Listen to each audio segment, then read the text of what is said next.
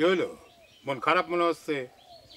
না, কিন্তু আচ্ছা, বাবার শরীর খারাপ হলো, তুমি আমাদেরকে জানালে না কেন?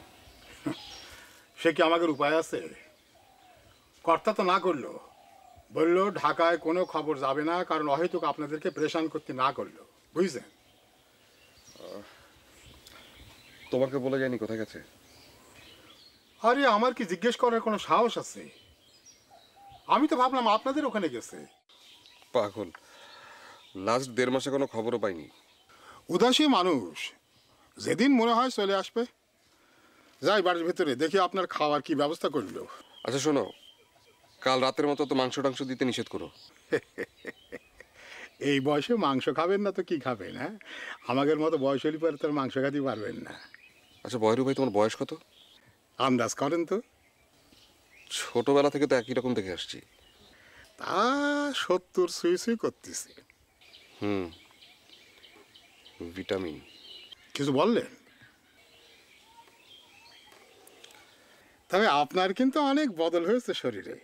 গেলবার মুখখান বেশ কচি কচি ছিল, কিন্তু আর একটু শক্তপোক্ত হওয়া দরকার শরীরটা। যাই ভেতরে যাই।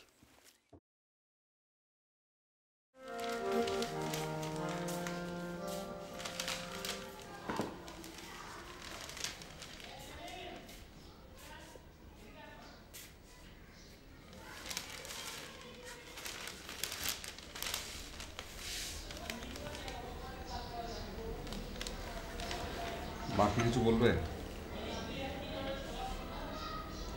কাজের জন্যে রনও যেতে পারছে না, চিঠি দিলে উত্তর আসে না। তুইও যদি একটু না যাস। মা, আমার যেতে লজ্জা করে। কেন? আমি গিয়ে টাকার কথা বলতে পারবো না। টাকার কথা বলতে পারবে না? আর বয়ের মতো চোর ডাকাতগুলো তোমাদের সব খেয়ে শেষ করবে। বাবা কিন্তু এখন তার আশ্রয় আছে, তাকে এভাবে চোর ডাকাত বলাটা কি ঠিক হচ্ছে? যা সত্য তা বলবই।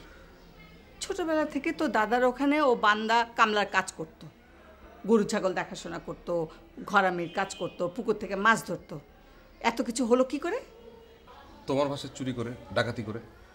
রনকে জিজ্ঞেস করিস। 71-এ লোকজনে টাকা পয়সা সোনাদানা লুট করেছিল, গোবিন্দপুর গিয়ে আস্তানা গেড়েছিল। স্বাধীনের পরপর ও 3-3টে লোককেও খুন করে। সবাই তো তাই বলে। ও চোর ডাকাত হবে না তো কি?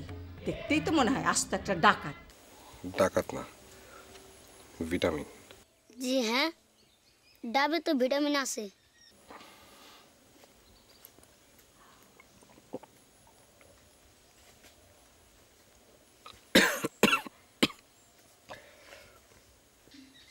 আরেক গ্লাস দেবো?